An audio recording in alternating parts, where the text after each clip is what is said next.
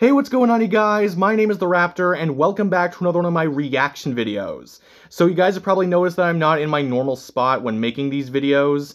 I'm actually on vacation right now, so I'm in a hotel room. I'm, not in my normal location, so things might sound a little differently. I apologize for that.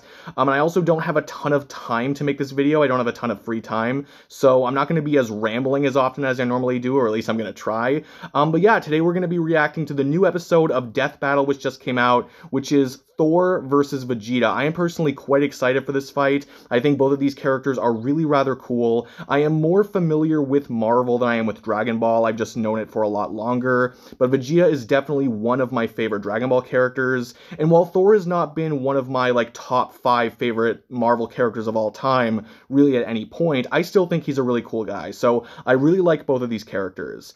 In terms of who I think is going to win, though, well, I do think it could really depend on how Death Battle interprets the scaling of their worlds and, in terms of how big their universes are and everything like that.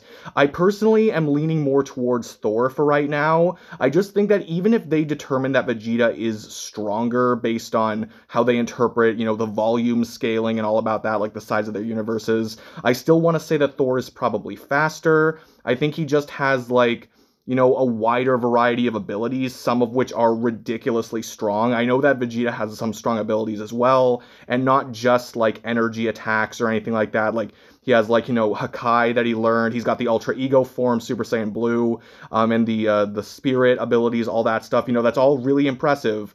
But Thor also has abilities like the God Blast, and Mjolnir has just shown off a ton of abilities that a lot of people don't even really know about. So he has a lot of abilities, a lot of hacks, a lot of those hacksier abilities.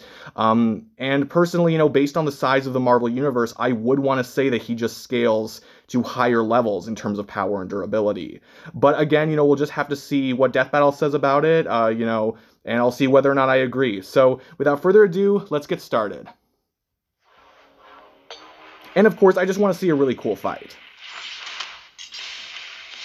Thor, the god of thunder, and Vegeta, the prince of all Saiyans. Hell yeah. The sky shakes when they appear, and the earth trembles when they approach. No world can contain the power of these two gods of war. Or their egos. He's whiz and I'm See what you did there. And it's our job to analyze their weapons, armor, and skills to find out who would win a death battle. I did see the sneak peek because I made a video surrounding it, but I haven't seen anything else yet. Lightning blinds your eyes. You look up to the sky and pray for mercy because Thor is angry. Well, you would have if you were a Viking. Nowadays, we don't have time for myths and legends. Oh, don't we? For in the modern mythology of Marvel Comics, the Norse god of thunder was reborn. And I'd wager this Thor is a hell of an upgrade. The son of the all-father Well, from a certain point of view. The life of a warrior prince, battling all manner of magical foe for thousands Greatest of years. foe, Noob Master 69, absolutely. Too big for his britches. So to teach him a lesson about humility and compassion and whatever, Odin exiled him to the worst place in the universe. New York. Ooh, the worst place? I can think of a few places worse. But yeah. Look at all those abilities already, damn. Literal god of strength. We're talking lifted a planet-sized serpent strong. Yeah. Knocking out the Phoenix Force strong. Arm wrestling with Hercules and almost throwing the Earth out of orbit strong. Yeah. Notably, he was once blasted with a graviton bomb, which subjected him to the gravity of a neutron star. That's over 200 billion times greater that's a than huge Earth's gravity. And he's got the stamina to match. Nice. Able to fight for 40 days and 40 nights without stopping. And what better weapon for the god of storms to wield than a sentient cosmic storm? Eons ago, the almighty god Tempest rampaged through the universe. It arrived in Asgard, and after a pitched battle, Odin managed to trap it within a block of the magical ore Uru that he would forge into his son's hammer, Mjolnir. Oh, what more can be said about this beautiful thing? Well, a lot can be said about it. Star that went supernova and killed the dinosaurs. Mjolnir is maybe my favorite thing ever. He can channel bolts of lightning, manipulate the weather, open portals to other dimensions, and absorb and redirect energy attacks.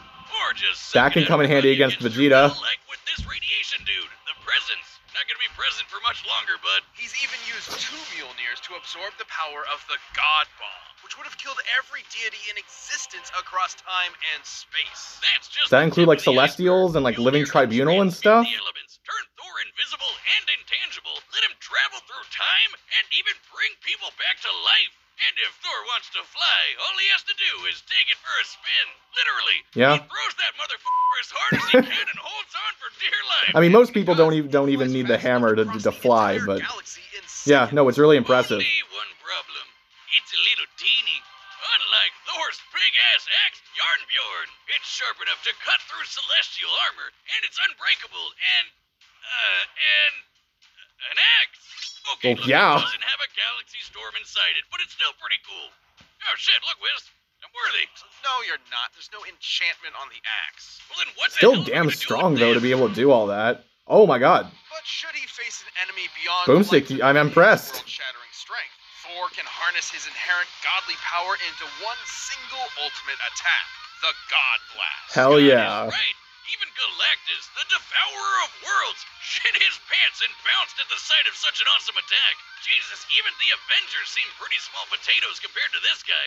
Why'd he even Well, bother some of with them, yeah. Because not every problem can be solved by hitting it really hard. Bullshit. That was the point of Odin's lesson, to force his headstrong son Yeah, to confront humility, a world right? more complex and nuanced than his millennia of battle had prepared him for. Thor had to be more than a warrior, he had to be a hero. He's battled Thanos, the Silver Surfer, and even the Sentry. The Sentry is strong enough to contend with the World Breaker Hulk, Yeah. being strong enough to destroy the Marvel Universe over 100 times over. And fast enough to demolish Ares. But it's the Greek god Marvel of war, Universe, who though, can which is fight within the huge. span of plank time.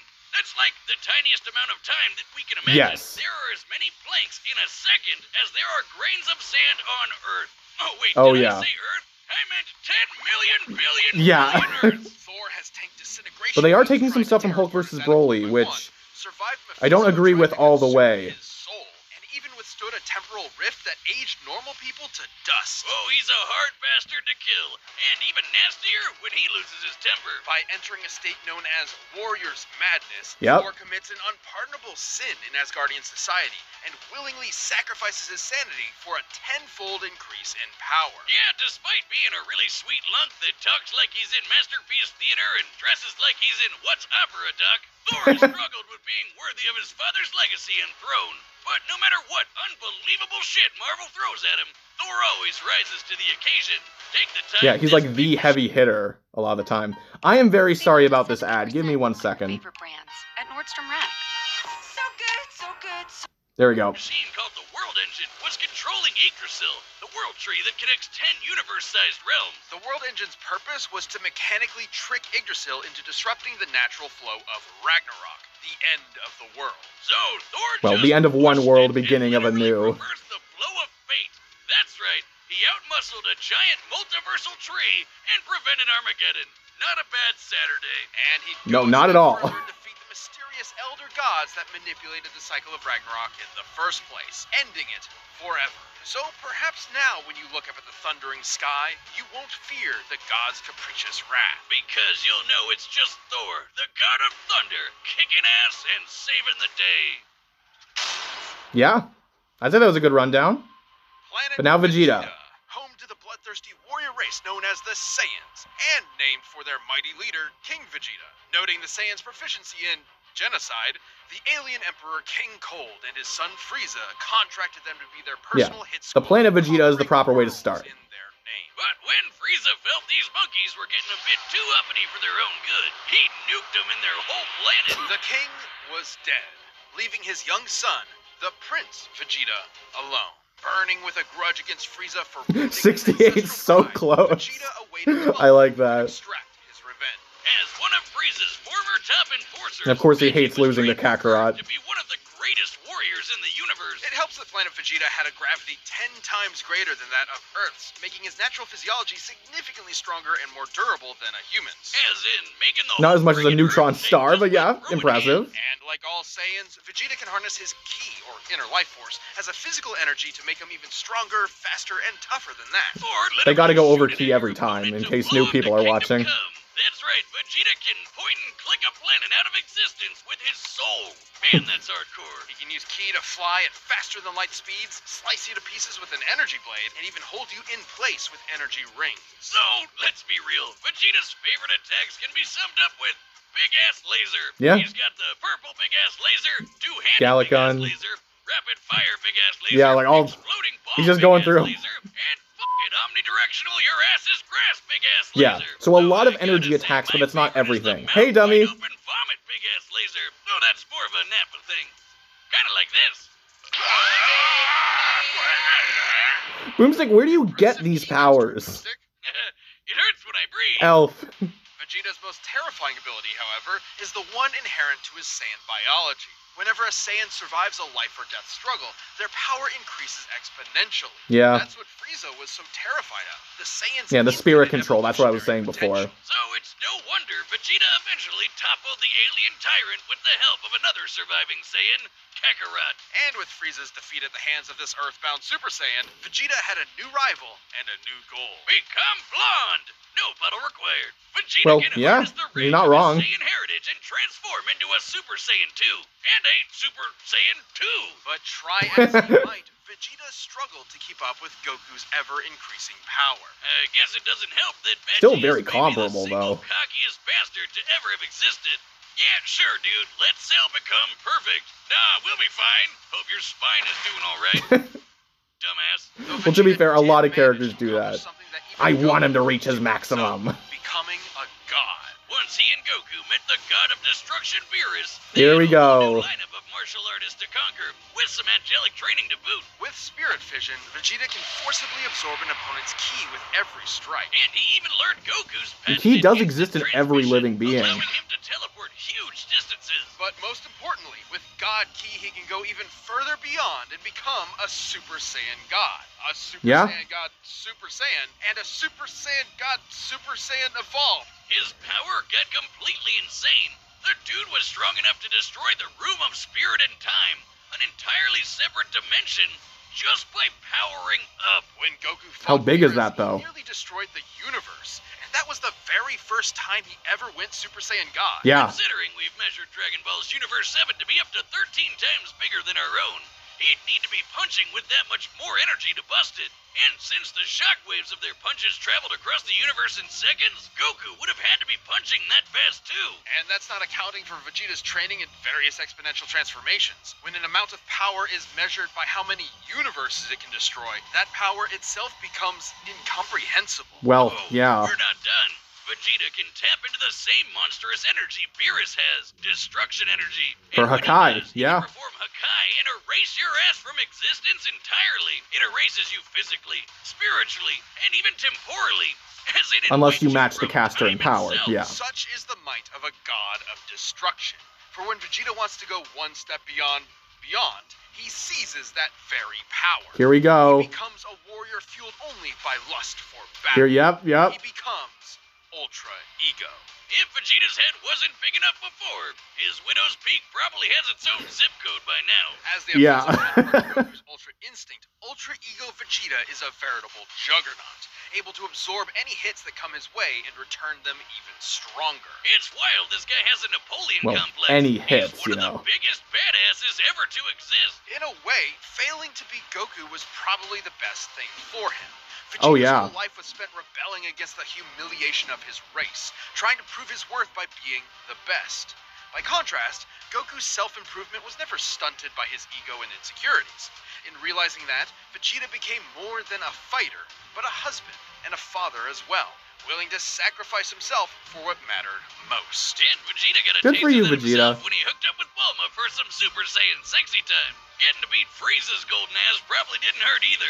He may not always win, but he'll never be put down for long. So be sure to practice your groveling, because this is one prince you don't want to piss off. Absolutely not. This show is sponsored by... Okay, so now we have the advertisement. I'm going to skip through that. Death Battle. Alright, here we go. All right, the combatants are set. We've run the data through all possibilities. It's time for a death battle! Time for a death battle, and pausing the video. Okay, so I gotta hand it to them. They made it very difficult for me to kind of like get a good grasp on what direction they were going with this fight. Because in Hulk versus Broly, it did not seem like they relied a lot on volume scaling. Like, they said that the Hulk could destroy the Marvel Universe 120 times over, but they didn't really take into account how many more times bigger the Marvel Universe was in comparison to our own, while they did do that for, you know, Dragon Ball characters, and when you add them for the Dragon Ball universes. And when you add the multipliers on top of that, you know, it just becomes insane, you know? But when it came to something like Goku Black versus Reverse Flash, they specifically talked about how much bigger the DC universe was in comparison to our own. And then when they factored that in, you know, then it was just absolutely absurd how big it was. And it just outclassed what Goku Black was able to do. So they didn't really go into too much detail regarding how they're going to analyze that. They did specifically say, though, 120 times the size of the Marvel Universe. So that makes me think that in the conclusion, then that's where they might go into how big the Marvel Universe is specifically. And they even said, you know, that Thor was able to, like, arm wrestle, you know, the multiversal tree of Yggdrasil. So, you know, we're talking about, you know, the entire Marvel multiverse, or at least, you know, a lot of universes if you want to lowball it or whatever. And again, if one universe is huge, then so many universes stacked on top is just going to be like a multiplier in and of itself, you know? Now, Vegeta, again, he's no slouch either. With Super Saiyan God Goku and Beerus able to do that much damage when, you know, when they've both displayed so much more power since then. Of course, when you start, like, adding the multipliers, if that's the way you want to interpret things, or even just, you know, seeing how further they've gone in terms of just power in general, then yeah, you know, it's obviously going to be a lot more impressive than just that. But again, they didn't, like, I'm sure, like, in the conclusion, they're going to be like, you know, they're just going to say the exact numbers, or at least close to the exact numbers of how many universes they can blow up. And then, you know, they're not saying that yet, of course, because maybe that would just make it too obvious. So it's hard for me to interpret exactly what they're going to say about that. It does seem like, though, Thor is definitely faster, because they brought up the whole Planck time reactions, and they brought that up with Scarlet Witch and Zatanna too. So I thought they might have done that here as well. And yeah, they didn't bring up anything like that for Vegeta. The best things they said was just, like, you know, the attack of the fists, which they didn't really put a specific number on, and also just teleporting or transporting vast distances, which, again, they didn't really say anything specific about. So, I don't know, maybe they'll actually say, like, oh, like, because Vegeta did this, it's actually more impressive. Maybe that's the way they're going to go, but, you know, I don't know. But in terms of abilities, I still want to say that Thor's is more impressive. I mean, like, Vegeta has the Hakai, and Thor has the God Blast, you know, both of which are kind of, like, insta-kills for a lot of different opponents. But I'd still want to say, like, unless I'm mistaken, isn't, like, the way you can resist Hakai as long as you're stronger than your opponent? Unless I'm getting that wrong. Maybe I am. But again, you know, if that is the case, then if Thor is stronger, then Hakai wouldn't be effective or as effective. And the God Blast, I don't really see why there'd be a reason why Vegeta couldn't, you know, just or why Vegeta would be able to resist that. And Thor can absorb energy attacks and redirect it, or just shoot energy attacks itself. So I want to say that Thor in general probably has more counters, and I still want to say that, you know, I think they're going to go into how big the Marvel multiverse, or how big a Marvel universe is. So I'm still betting on Thor right now, and maybe Vegeta will win, and if he does, you know, good for you, Vegeta, but personally, I am thinking that Thor is going to win this one. But again, I'm just excited for a cool fight. That's really all I want out of my death battle. So, without further ado, let's watch the fight.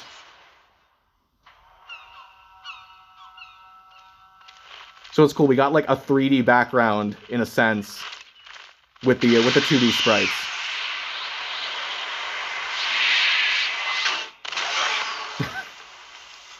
Oh, and the speed of Mjolnir 2 would be ridiculous. Throw that hammer at me again, and my business will be polishing my gloves upon your face! I feel like they've nailed the characters' personalities. It's that count. I especially like the way Thor is acting. So here we go.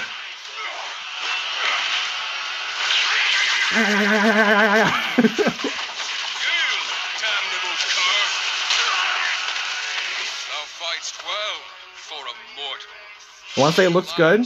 And there's the axe as well. which is really strong. But then we get to Super Saiyan Blue, which is already pretty quick if you ask me, but that's fine. But now we get into the new stuff.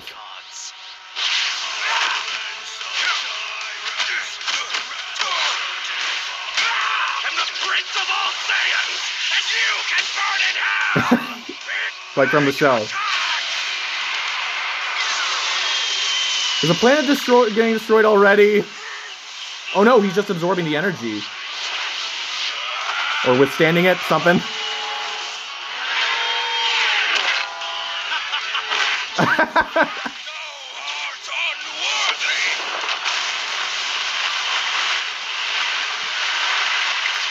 Wow. Well, we're in Ultra Ego, okay. Ow! Something cracked. Tell me, does a god such as yourself feel fear? Kind of like the Vegeta versus Shadow. Cute callback to that. Oh god. He's not really standing, but he's still alive at least. Oh damn, the rings, yeah. The Warrior's Madness, I think. Ooh, okay. Damn. Oh, ow.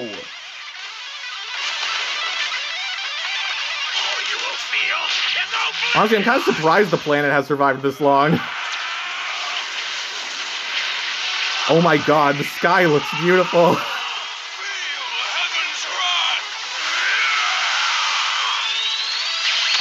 Oh! Damn. Oh! Is that it? Did Vegeta win? No! Oh my god, I think it's over. Go for the head! Oh my god, I think I know what's gonna happen. Ow! Oh god! Thor, you mad lad!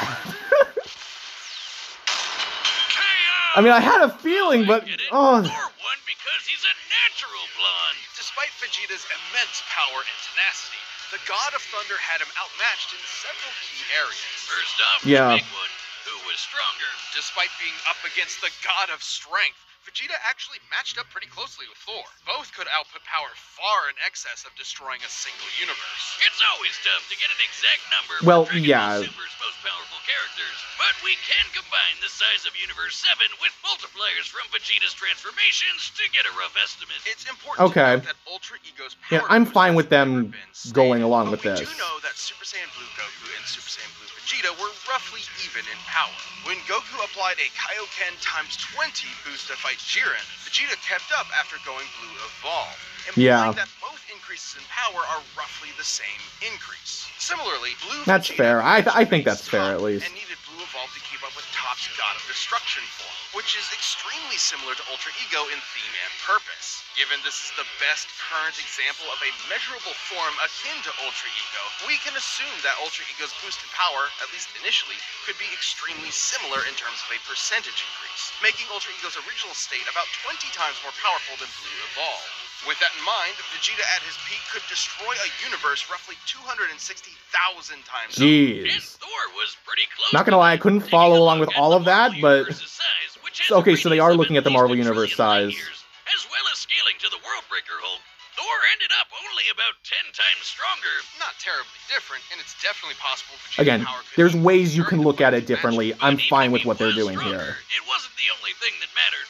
Ultra Ego's damage absorption could only do so much against an opponent like Thor. Vegeta may have trained as a warrior from birth, but Thor has been fighting for millennia against a much wider variety of foes. Yeah. Allowing him to adapt to Vegeta fairly Just the easily. experience and his the fact that age, Thor was too. way faster gave him a lot of leeway to use that extra combat experience. Yeah. Applying Vegeta's transformation multipliers to the shockwaves from Goku and Beerus' punches, Vegeta should be able to fight at nearly 300 quintillion times the speed of light. But scaling Similar to what they've areas said for other within characters, great yeah. time, Thor Thor would be over 70 quadrillion times faster. More than fast enough to avoid Vegeta's key attacks, and even more importantly, absorb all of them with Mjolnir.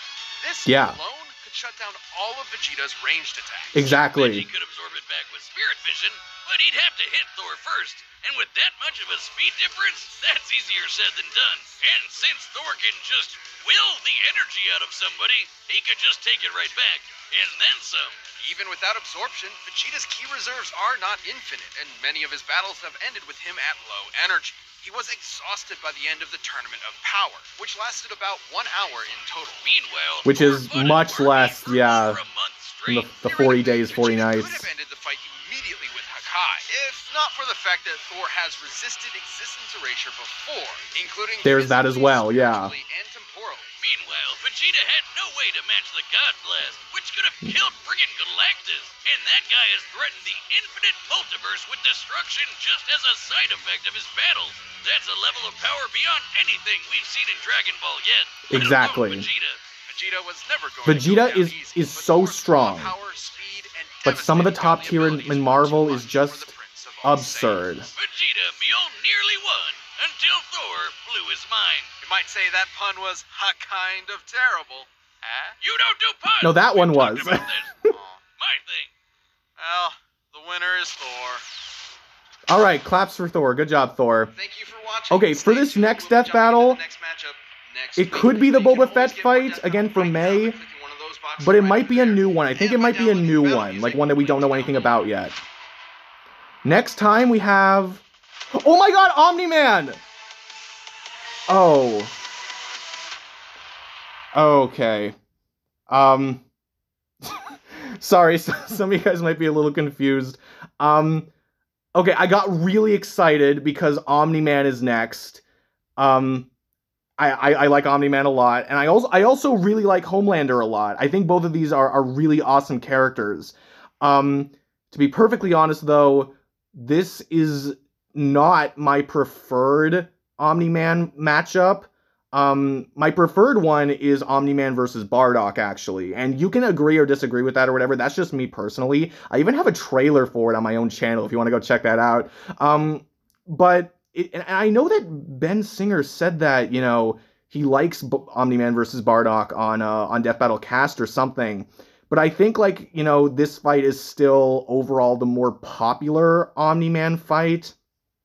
Or at least in terms of, like, the community, I think more people are just, like, aware of it. More people want it. So it doesn't really surprise me that much that they're doing this one instead. I was a little disappointed because when I saw Omni-Man, my first thought was Omni-Man versus Bardock. But I know some people really don't like this fight at all. Personally, I'm not totally against it. I think it's okay. Like, at least on a conceptual level, like, at least in terms of a basic level, I think it works fine enough. And like I said, these are two really cool characters, in my opinion. Like, yes, they are, you know, Superman copies, essentially. Like, that's their point. But they still just have a lot more going for them on their own as characters. So I don't really have an issue with this fight. I to say I'm not a little disappointed, you know, I can't really say that I'm not at all disappointed, but still, I think this fight is okay. I'm fine rolling with it, and I'm really excited to see what Death Battle does with it, actually. But anyway, I'll talk about that in a prediction video. But talking about this fight, like this episode, Thor versus Vegeta, I thought it was pretty darn good, to be honest. And again, you know, some people are really going to disagree in one way or another about how they, you know, scaled the characters and used multipliers and all of that.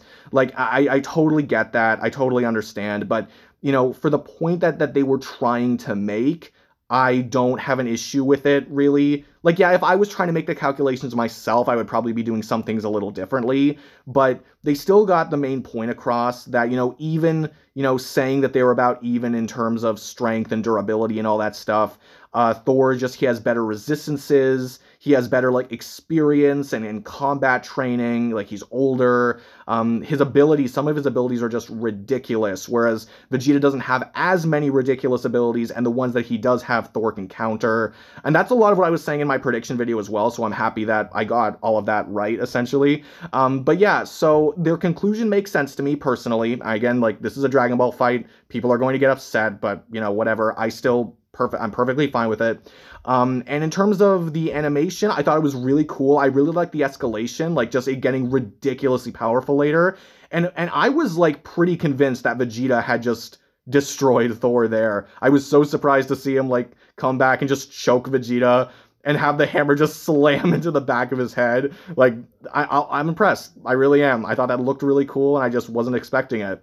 And yeah, like, the whole fight I just thought was well animated. I do think sometimes, like, there was one point I noticed where Vegeta, like, lands on, like, the 3D looking background, and it does stand out a little bit just to have, like, a 2D sprite right next to something else that's 3D. But, like, that's, like, a very minor nitpick. I really don't have much to say about like the choreography or anything that's bad. Like, I thought it was generally pretty good. Like, yeah, I don't really have too many negatives about the animation. I just thought it was well done. Definitely better than the DBX Thor versus Vegeta. And in terms of the analyses, again, I had a feeling that they were going to go into the exact calculations afterwards, and usually I'm like, well, they should give us enough information to come to the conclusion before the fight actually happens, for the people who really want to try to figure it out, like me. But in this case, I really don't mind it because, again, it was just a lot of, math and statements they were making that, of course, you can't really just put at the beginning or else it's going to spoil a lot more than you want. So I'm perfectly fine with how they did that. I thought a lot of the analyses were fun. I thought it was really informative for the most part. Went over a lot of really good stuff. Excuse me. So yeah, overall, yeah, I enjoyed the episode. The voice acting, like, I thought the characters were really in character. I thought the voice acting was good. I believe it's a different voice for Vegeta than it was for Vegeta versus Shadow, but that's perfectly fine. Like, I still think the new guy did a good job, unless it is the same voice, but I don't think it is. Either way, still, the voice acting was really on point, and the way the characters acted, all that good stuff. And yeah, I think this one, like, had some good jokes in it. This is one I'm gonna have to rewatch a number of times, I'm sure. And in order just to even get the full, exposure and, just going over the conclusion a lot. Like, I'm definitely going to want to do that, just to make sure I really absorbed everything. But yeah, no, overall, it makes sense to me. It was entertaining. I just thought this was a really fun episode. But I want to hear what you guys have to say. Did you enjoy it? Did you not enjoy it? Who do you think should have won? Let me know down in the comments below. I'd really like to hear what you guys have to say. If you enjoyed this video, be sure to give it a like. Comment your comments down below. Subscribe if you could too. That would be amazing. But no matter what you guys do, thank you all so much for watching. I really do appreciate it. And yeah, that's it for me. I will see all of you guys in the next video. Peace out.